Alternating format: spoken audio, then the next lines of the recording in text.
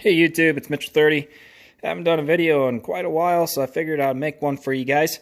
Got something pretty cool in the mail yesterday from the Civilian Marksmanship program. So what you see in front of you guys here is the rack grade M1 Garand from the Civilian Marksmanship program.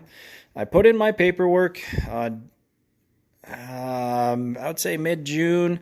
The CMP sent me an email June 24th saying they received my paperwork and that they were going to begin processing my order. I received this rifle yesterday, which was July 29th, 2022. And this is what I got from the Civilian Marksmanship program as their rack grade M1 Garand. I am quite happy with it. It does come in a nice case. This is how they ship it. So this is the case it comes shipped in.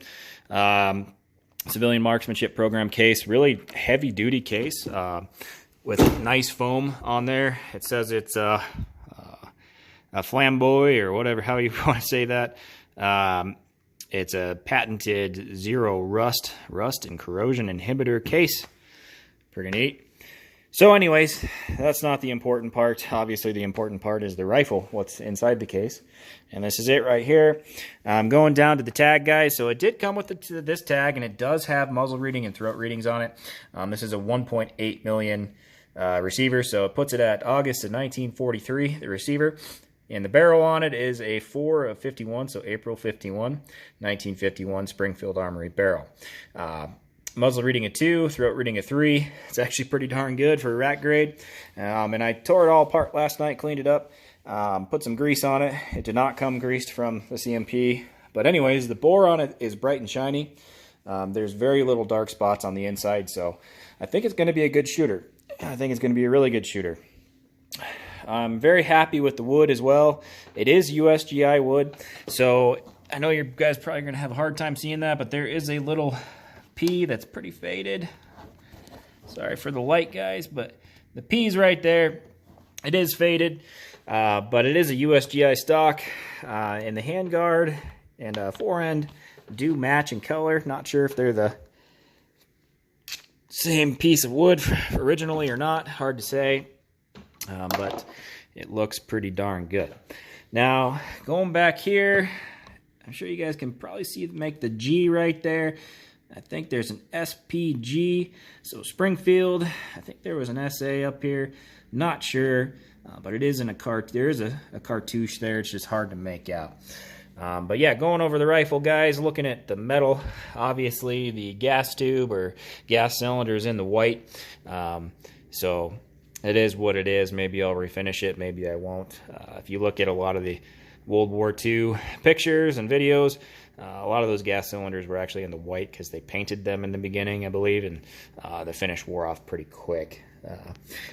So going back to the metal, if you guys take a quick look here, there is some minor frosting right here. And then a little bit up here at the front of the receiver. Not terrible.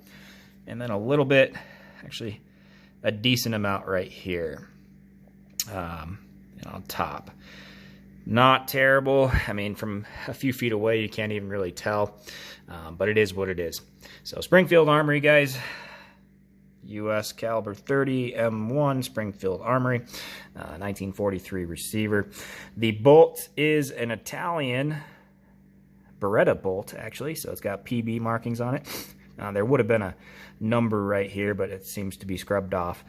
But anyways, Italian replacement bolt. Probably CMP probably put that in there, I'm assuming, but I'm not sure. Okay, moving on over here. The op rod matches in color with the receiver, which is nice. It's got that nice kind of zinc phosphate color to it, more of that light gray. So that matches up. Replacement elevation and windage. It's not a locking bar, which is just fine.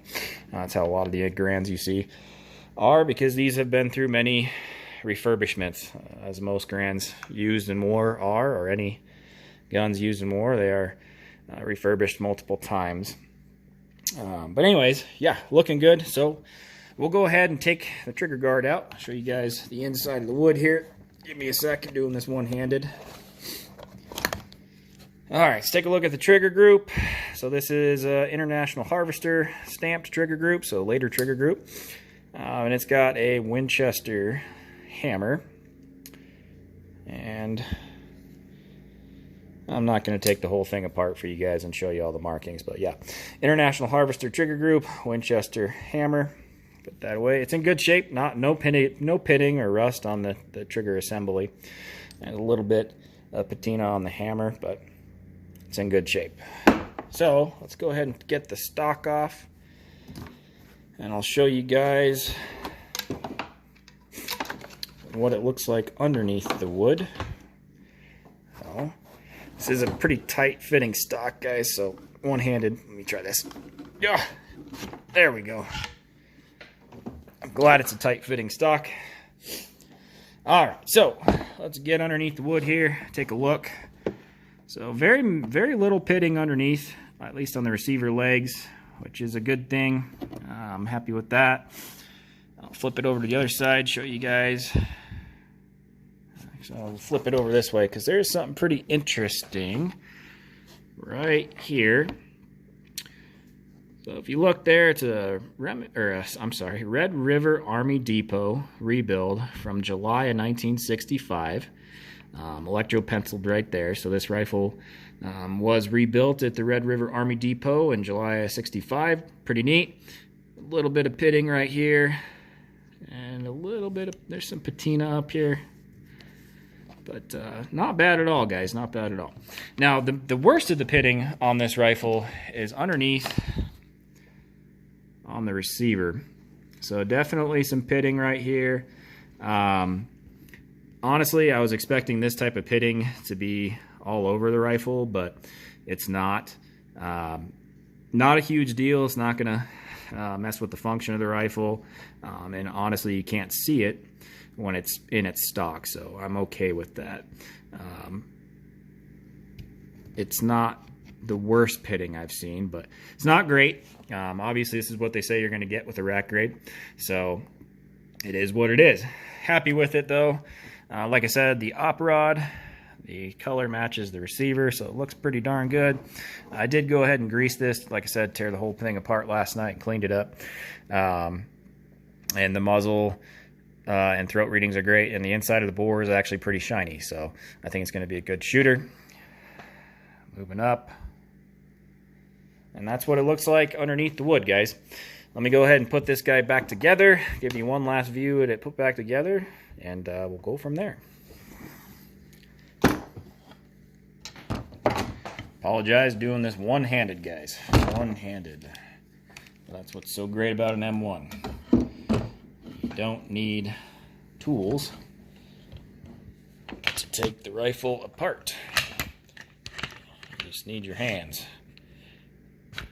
Yeah, see, it's a pretty tight fit. Get this guy's trigger housing back in here.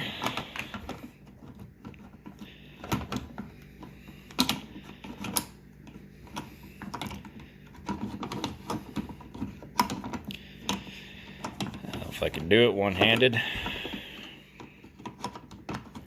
There we go. Perfect. Get that sling back in here. Rear sling swivel is bent. Not a huge deal. Still works. This is what happens to rifles that get used. And to be honest, guys, I really like having an M1 or any service weapon that has that patina and that wear. You know, it shows character, in my opinion. Obviously, this gun has been used in war, possibly more than one war, and it worked its way maybe through Europe, maybe through the Pacific Theater. Probably went to Korea, hard to say. Got rebuilt at the Red River Army Depot in 1965, and then worked its way to the Philippines for the Philippine military. They used it. Worked its way back home to the civilian marksmanship program, and now it's in my hands. So very, very thankful to own this rifle, guys. And if you want to get one of these from the civilian marksmanship program, I highly recommend it, at least from what I got. You really can't get an M1 Garand in the private market for $650, and if you do, you're a very lucky person. So yeah, this video, guys, will just kind of show you what you could possibly receive as your rack grade from the civilian marksmanship program. The process to do that, you guys can look up online. I think I've talked about it in my 1911 CMP video. But yeah, it's not a hard process, guys. You just fill out the paperwork, send in the appropriate documents that they need, then you just wait. And then pretty cool feeling to have a weapon like this, or a firearm like this, a piece of history delivered directly to your doorstep. You just have to give it some time, be patient. It'll show up. You don't know what you're going to get. You don't get to see the rifle until it's arrived at your doorstep. So that's kind of the luck of the draw. At least from what I have gotten from the CMP, I have now 2 M1 Garands from the CMP. One's a service grade, this one's a rack grade, and I also had a field grade 1911 from the CMP. So I have purchased 3 guns from the CMP over the years, and I've been happy with every single one of them. So take it as a grain of salt. Do your research, guys. But I just wanted to give you my thoughts and opinions and show you guys what I got from them. Hope you guys are doing well wherever you're at. Enjoy your day or evening, and we'll talk to you soon.